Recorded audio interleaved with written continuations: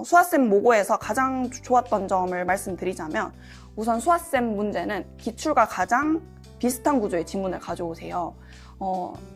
타 팀의 모고를 봤을 때 무작정 어렵거나 글의 논리가 잡히지 않는데, 시험에는 저는 기출과 가장 유사한, 그리고 좀 논리력 있는 글이 나올 수밖에 없다고 생각했는데, 수아쌤 모고에서는 기출과 가장 비슷한 구조의 지문을 가져와서 시험때와 같은 연습을 할 수 있었습니다.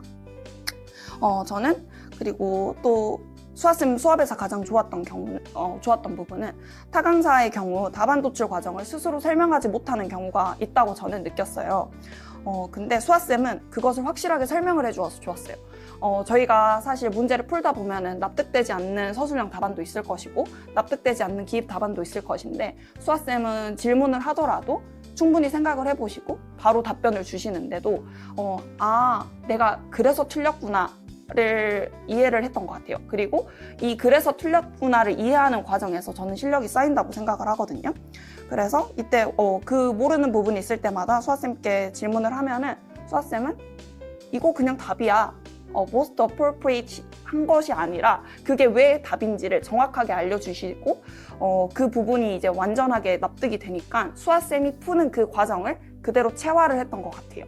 그리고 이거를 에코노미스트 지문 풀 때도 스스로 활용을 해보았고, 문제를 푸는 스터디도 했을 때 그 과정 그대로 풀었더니 계속 안정적으로 나오는 것 같았습니다. 그래서 좀 인력문학에 어려움이 있으신 선생님이라면 수아쌤 푸는 그 과정을 스스로 계속 체화를 하면 도움이 될 것 같아요. 그리고 수아쌤 모고만을 풀면은 그 문제 푸는 양이 너무 부족하지 않나 라고 생각할 수도 있는데, 그때 스스로 문제를 만들어보는 스터디를 하고 수아쌤이 문제를 어떻게 내지 라고 생각을 하면서 그 문제 과정을 그대로 출제를 해보고 그걸 스터디쌤들과 공유를 한다면, 저는 인력문학에서는 아예 어려운 문제가 아니고서는 저는 다 충분히 풀어낼 수 있다고 생각을 해서 수아쌤 그 과정 그대로를 체화하는 것을 추천드립니다. 모고의 가장 큰 장점은 수강생이 질문이 있을 때 출제자의 답을 무조건 우긴다기보다는 저희 학생의 사고 과정을 들어보고 논리적으로 반박하거나 수용할 부분은 수용해 주시는 게 좋았어요. 사실 채점을 해준다는 것이 가장 큰 장점이긴 하지만 그 채점의 과정을 알지 못하면 수강생은 납득할 수 없는 경우가 많은데, 선생님 제가 왜 이 부분에서 점수가 깎였을까요?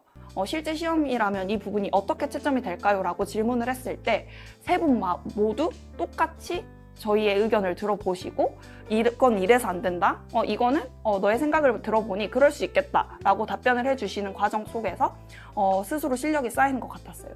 저희가 학교에서 일을 해볼 때도 학생들이 질문을 했을 때 그냥 그건 그거야 라고 하면은 애들이 배우는 게 없잖아요.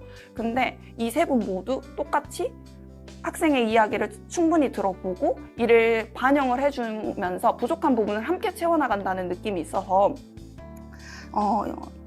최진호쌤이랑 수아쌤이랑 시원쌤 모고를 풀 때 가장 완벽하게 활용을 하려면 채점을 받고 끝나는 것이 아니라, 납득이 안 되는 거는 계속 귀찮게 해서라도 찾아가서 질문하고, 이 부분이 이해가 안 되면 이해될 때까지 질문하고, 그러면은 이 과정에서 저는 실력이 쌓이는 것 같거든요. 그래서 선생님들을 귀찮게 해서 꼭 부족한 부분은 망설이지 않고 질문해서 논리력과 실력을 쌓아가기를 추천드립니다.